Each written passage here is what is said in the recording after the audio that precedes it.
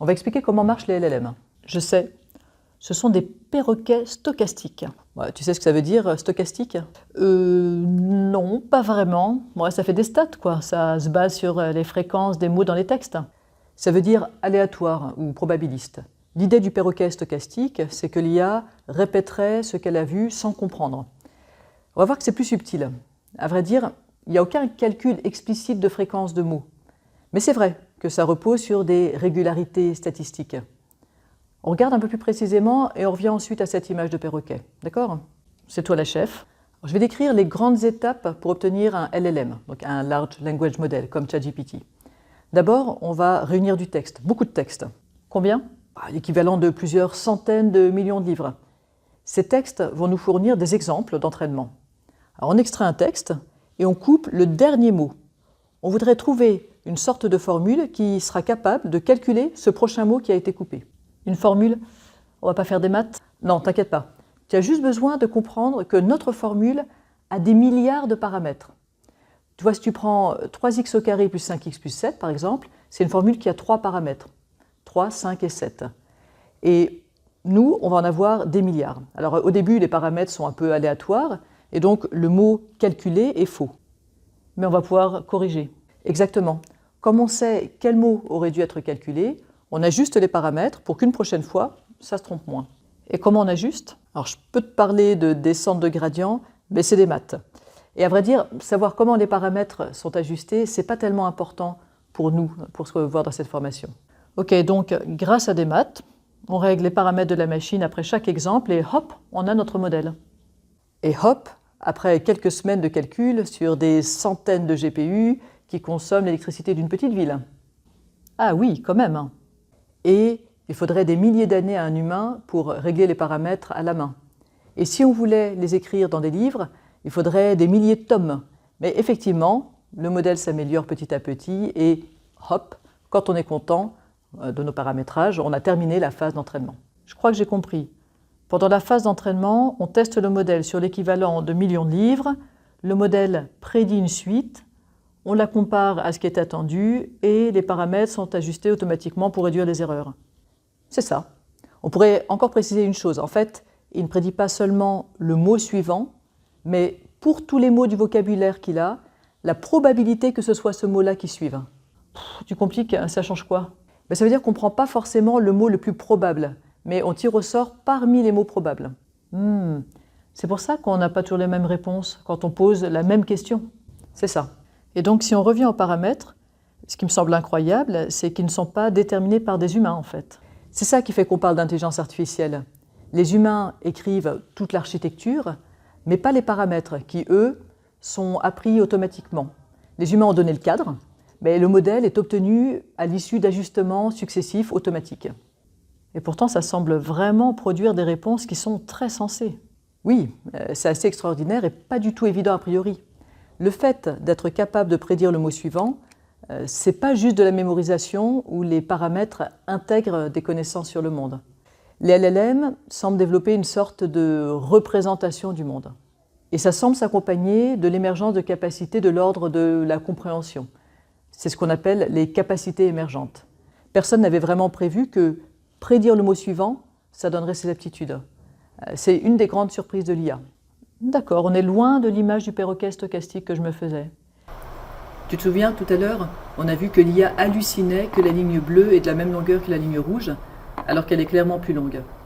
Et tu comprends peut-être ce qui se passe. Le modèle a sûrement rencontré l'illusion de Müller-Lyer plusieurs fois dans son entraînement. Et dans cette illusion, les deux traits sont effectivement de la même taille. Et l'un apparaît plus grand que l'autre à cause de la disposition des flèches aux extrémités.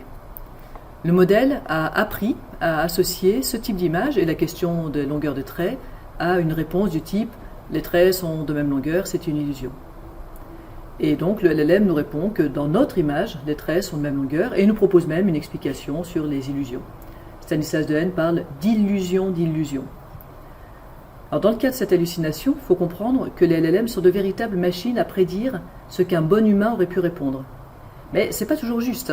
Ça calcule une réponse vraisemblable, pas vraie.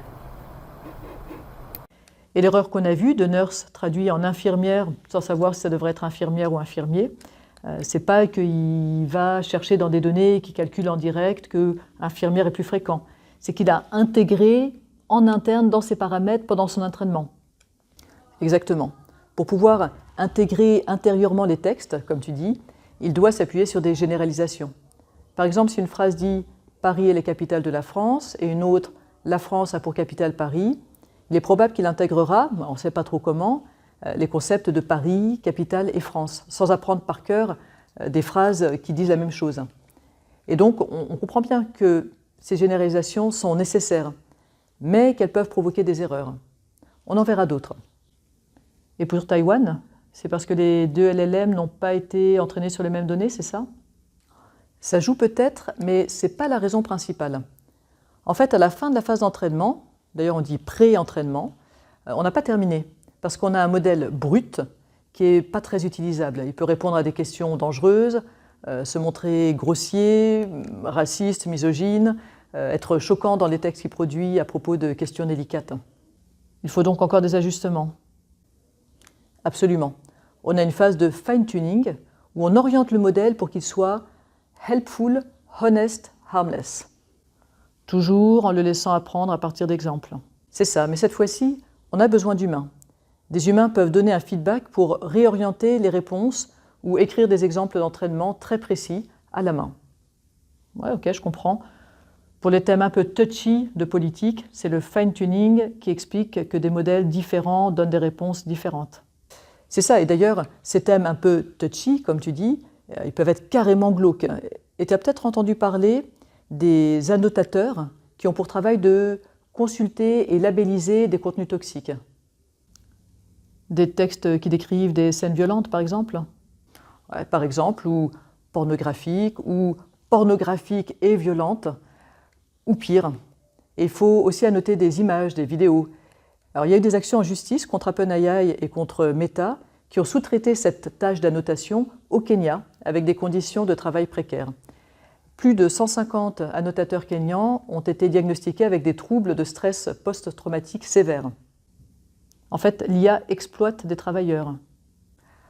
L'IA, ce n'est pas un agent moral, les décisions sont humaines. On pourrait dire plutôt que certains modèles économiques de l'IA reposent sur un travail humain invisibilisé et mal protégé. Et on pourrait regretter qu'il n'y ait pas encore de législation sur ces questions. Alors je te propose de reprendre le fil. On a donc pré-entraîné un modèle, phase pendant laquelle, en quelque sorte, il ingurgite des connaissances, puis on l'a fine-tuné pour lui donner une personnalité acceptable. Et là, on a fini, notre modèle est prêt. À la suite du pré-entraînement et du fine-tuning, on peut encore avoir du reinforcement learning sans feedback humain, pour ajouter des capacités de raisonnement. Tu expliques? Bon, en 2 mots, parce que c'est intéressant, je vais reprendre l'analogie de Andrej Karpathy. Apprendre pour une IA, ce serait un peu comme apprendre pour un élève qui apprendrait tout seul. Alors, le pré-entraînement, ça correspondrait à la lecture d'un manuel scolaire pour découvrir les bases. Le fine-tuning, ce serait l'étape où l'élève s'entraîne avec des exercices corrigés en imitant la correction.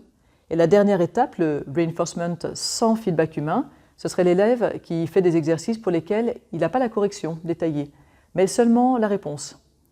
Il met alors en place des stratégies et si elles donnent la bonne réponse, c'est probablement qu'elles sont fructueuses. Alors ce qui est intéressant, c'est qu'on n'impose pas ces stratégies. Et donc pour les LLM, ça a permis d'ajouter des capacités de raisonnement. Ok, jolie analogie. Bon, j'imagine que le LLM fait beaucoup plus d'essais qu'un élève. Effectivement, l'IA va générer des milliers de tentatives et garder les meilleures. Ce qu'un élève n'aurait peut-être pas le courage de faire. Cette fois c'est bon, le modèle est prêt? Oui, il est prêt. On n'y touche plus, les LLM sont des modèles statiques.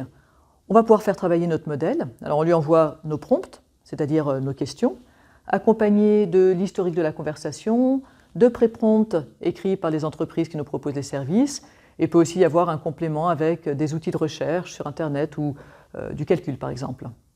Et le modèle calcule une réponse à cette nouvelle entrée qu'il n'avait jamais vue.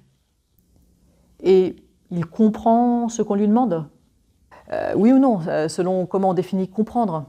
Ça, c'est un outil d'esprit critique assez général. Il faut s'accorder sur le sens donné au mot. Ici, on ne va pas le faire, on ne va pas s'accorder sur le sens qu'on pourrait donner à comprendre. Mais je peux donner un élément de réflexion. Imagine que tu donnes au LLM le début d'un roman policier jusqu'à la phrase finale, et donc le meurtrier est, et le LLM doit compléter. Alors s'il est capable de compléter, et je crois que ça montre en tout cas une forme de compréhension fonctionnelle.